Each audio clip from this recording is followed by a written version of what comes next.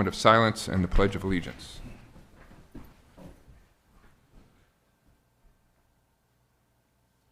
I pledge allegiance to the flag of the United States of America and to the republic for which it stands, one nation, under God, indivisible, with liberty and justice for all. Roll call, please, Brianna. Granquist. Here. Langy. Here. Merrill. Here. Weeblehouse. Here. Murin. Here. Jackson. Here. Clausen. Here. File. Here. Okay, with that, I would look for a motion to approve the consent agenda. So moved. Motion. Your Honor, I'll be abstaining due to item 14. Okay. Motion and second. If no discussion, roll call, please. Granquist. Yes. Langy. Yes. Merrill. Yes. Murin. Yes. Jackson. Yes. Clausen. Yep. File. Yes. Voting in affirmative, Granquist, Jackson, Merrill, Murin, Jackson, Clausen on file. Abstaining from the vote, Weeblehouse. Motion carries. Okay. Would then look for a motion to approve the full agenda. So moved, Your Honor. Second. Motion and second. If no discussion, roll call, please. Granquist. Yes. Langy. Yes. Merrill. Yes. Weeblehouse. Yes. Murin. Yes. Jackson. Yes. Clausen. Yes. File. Yes. All council members present voting in the affirmative. Motion carries. Okay, that takes us to item number 25 on the council agenda under special presentations. This is a proclamation for the week of August 9th to 15th, 2020 as American Wind Week.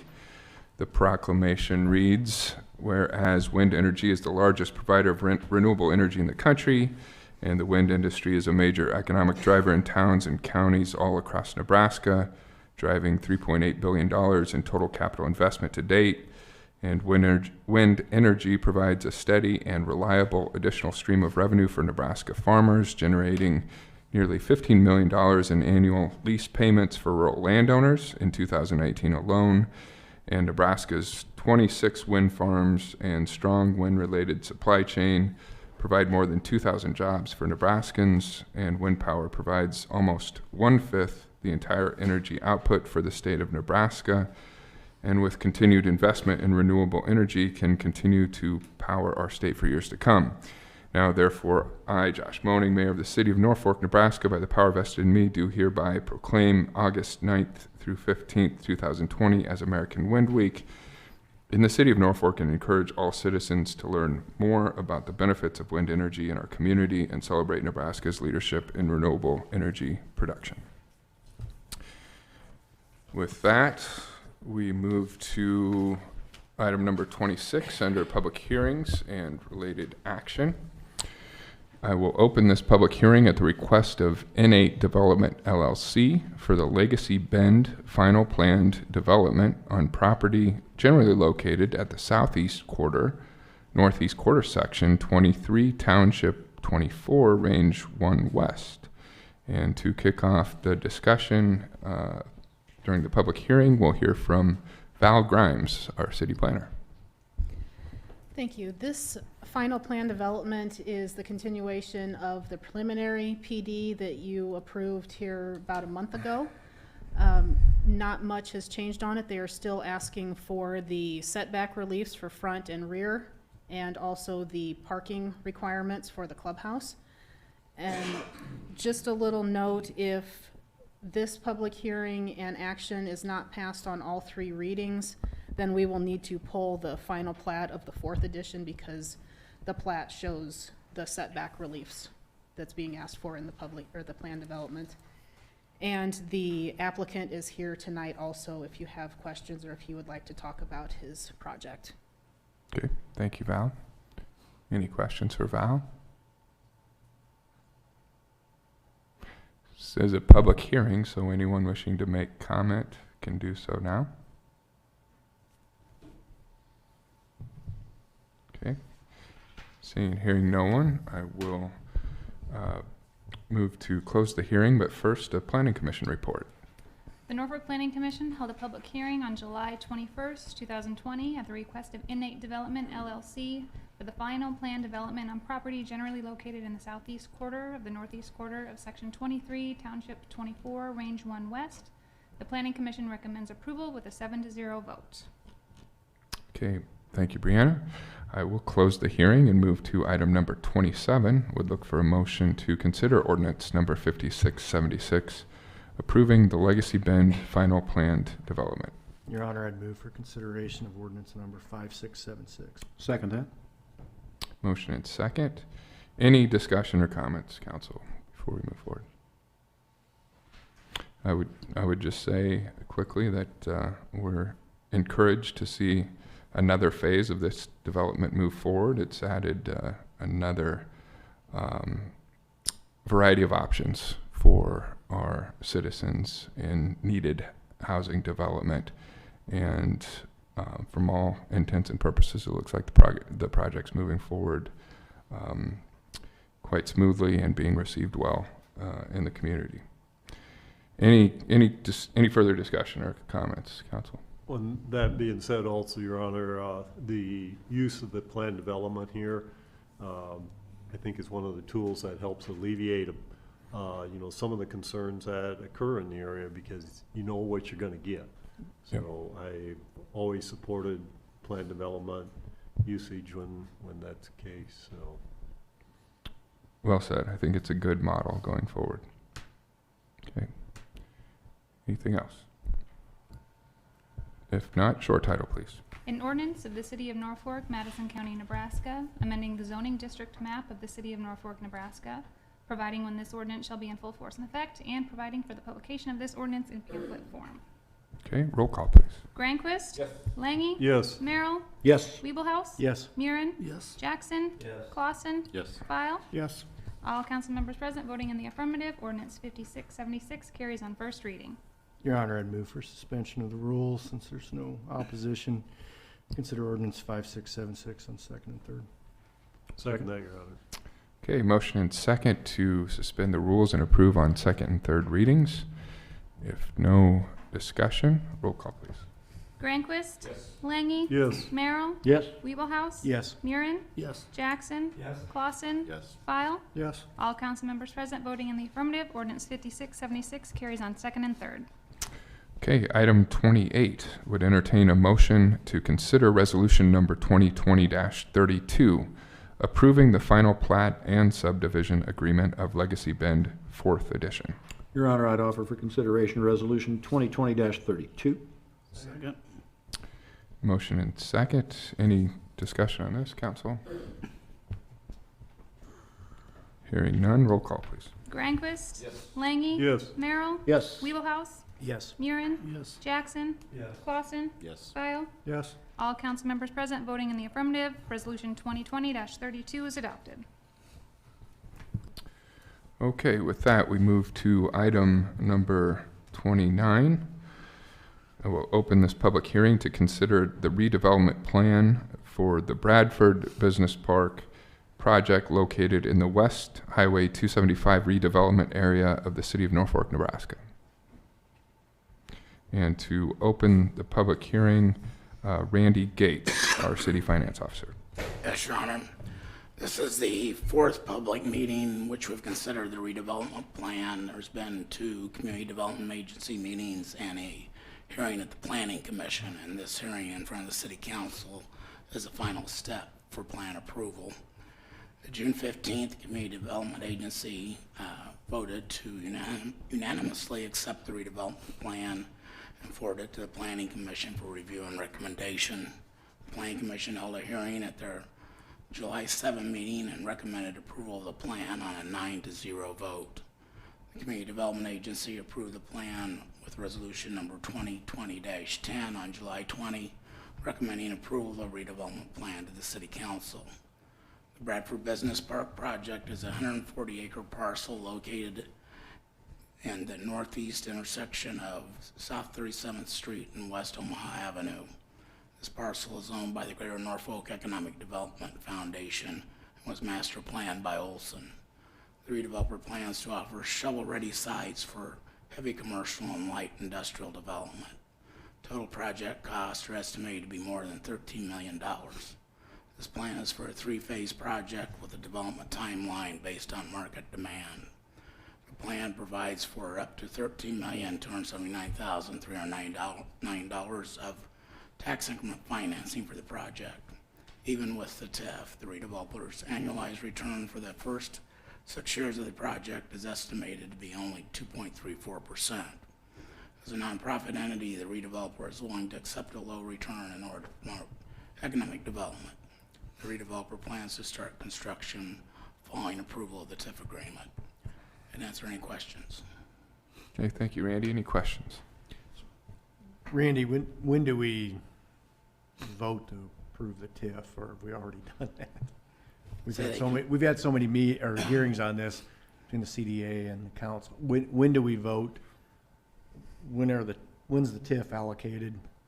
The Be tonight? TIF dollars aren't approved tonight. There'll be an agreement on the agency agenda that we're planning for there may even actually be a special CDA meeting. We're not sure yet because there's kind of a tight time frame between the redeveloper getting the bids on the project and when they need to approve those bids to move the project forward.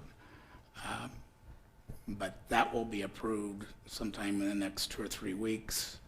And at that point in time, you've agreed to issue the tax increment financing bonds if they meet the conditions imposed in the agreement.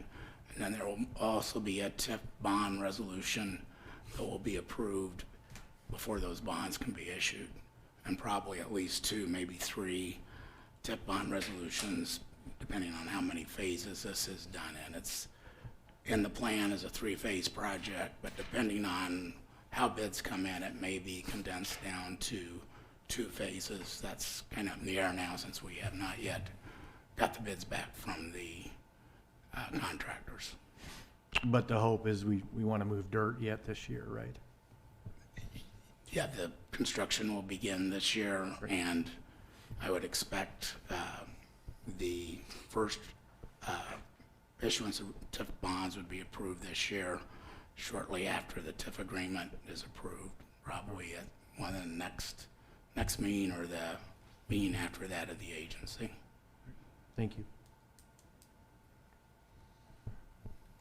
Not a quick and easy process. No. A lot of lead up to these projects, but we hope that it's all worthwhile. I think it will be in terms of tonight taking another step forward to create space for our focused efforts on new business growth and new job opportunities in the community.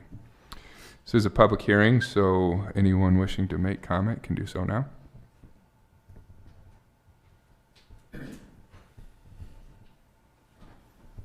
Okay, hearing no one, I will move to close the hearing and take up item number 30. Looking for a motion to consider resolution number 2020-33, approving the redevelopment plan for the Bradford Business Park project located in the West Highway 275 redevelopment area of the city of Norfolk, Nebraska.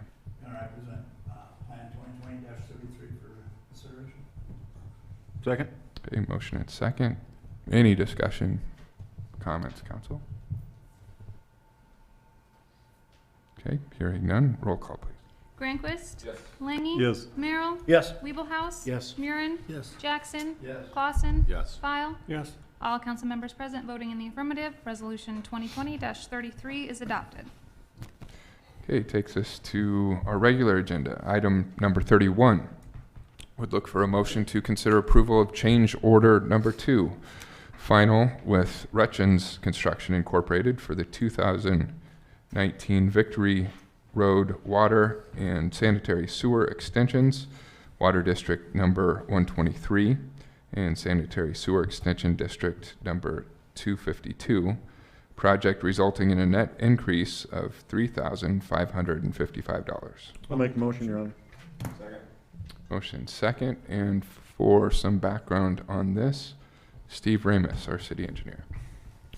Mayor and City Council members, this would be the final change order, which is change order number 2 for the water and sewer extension districts on South Victory Road. Those projects are complete. They went very well. We have a $3,555 increase against several line items. Those line items are included in there. The vast majority of those were line items in the original bid. There are about 8 line items there that were negotiated, additional items that were not in the original contract. In large, I would say most of those, or some of the more significant ones that were added, we did not have culverts necessarily included under all of the driveways. When we got in there and started working, it became pretty apparent that we were going to be crossing most of the driveways and needed to get culverts in there to accommodate drainage. The existing driveways didn't have the culverts. There was creating some drainage issue there, and so as a function of putting in the water and sewer, we went ahead and added those in. I don't know if anybody has any questions on it. Again, it was a very good project. It is complete. We'll be moving that forward for assessments later this fall. Questions for Steve?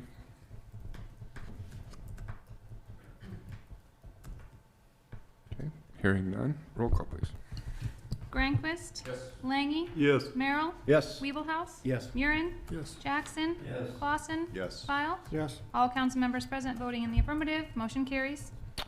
Item 32 would entertain a motion to consider resolution number 2020-34, approving a sidewalk waiver requested by Alex Weaver for property located at 5800 West Omaha Avenue.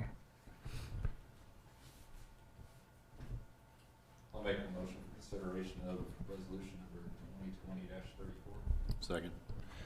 Motion and second, and Val, could you give us some background on this request, please? Yes, thank you. This sidewalk waiver came before us because a new house is being built on the property that I've outlined in red here. I believe you can see it on your screens up there. This is new construction. It was zone changed here not too long ago from ag to rural residential. And because you usually ask, I will tell you what happened at Planning Commission was it did go through as a unanimous vote to provide it with the conditions that we normally put in the waiver of no landscaping or anything in the sidewalk area for the future. The city can always order it in, and then there's a third one that I can't remember right now. Abutting sidewalks go in, it will go in. I believe their reasoning for it was because it is close to the ETJ line, and it is on Omaha Avenue that is not a curb and gutter street right now. If you have any questions. I don't want to jump ahead, but just a simple question. The next one that's up, is the construction trigger that too? The next item on the Yeah. agenda, yes. All right. You know, we've had a lot of discussions on waivers. Contrary to what was put out there, I don't necessarily vote no on all of them, but I like to research. And when I look at the comprehensive plan, we're never going to get that far west with residential. I've been out in that area, and even our trail system pretty much is slated on 37th Street and then to the Cowboy Trail. So I could understand this one. But again, we know we have issues. We have to work with some of those zoning that we have. And I think we have to fix that internally. So I'm sure that's going to be starting, I hope, discussions. So.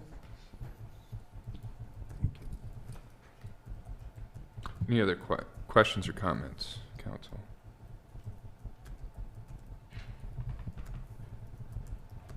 Okay.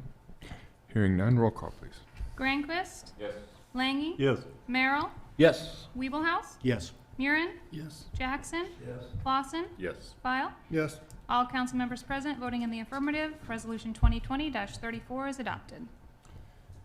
Item 33 would look for a motion to consider resolution number 2020-35, approving a sidewalk waiver requested by Mark Johnson for property located at 2614 Old Hader Road.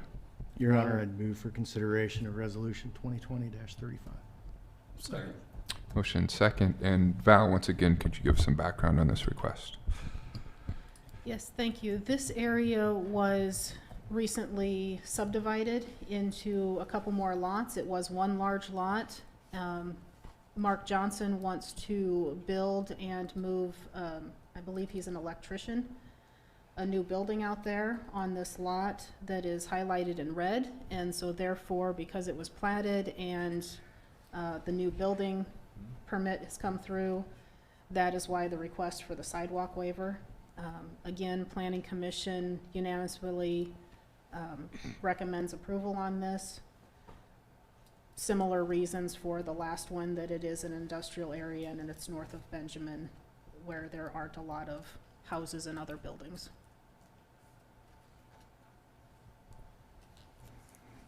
Is this all industrial along this corridor, Val? A mix of I-1 and I-2, or what is it exactly? I believe it's mostly I-1. They will be required to pave to the road, have a runoff for the vehicles, like a parking lot where they pull in and out. For the actual ingress egress, yes, they will need to pave that. They're just asking for the sidewalk waiver. Again, I'll just kind of, this is a situation where I don't think we'll ever have any housing built up by that. Again, we'd get some waiver requests where we have housing is going to butt up, so I don't see any issue with it. Any other questions or comments? Hearing none, roll call, please. Grandquist, Yes. Langy, Yes. Merrill, Yes. Wiebelhaus, Yes. Murin, Yes. Jackson, Yes. Clausen, Yes. File. Yes. All council members present voting in the affirmative, Resolution 2020-35 is adopted. Okay, lastly, item number 34 would entertain a motion to consider approval of change order number 1 with Elkhorn Paving Construction Company for the Gap Paving District number 515/paving district number 513 project, resulting in a net increase of $6,051. I'll make the motion. Second. Motion and second, and once again, Steve, could you give us some background on this, please? Mayor and council, this would be, we're considering this the final change order for Georgia Avenue.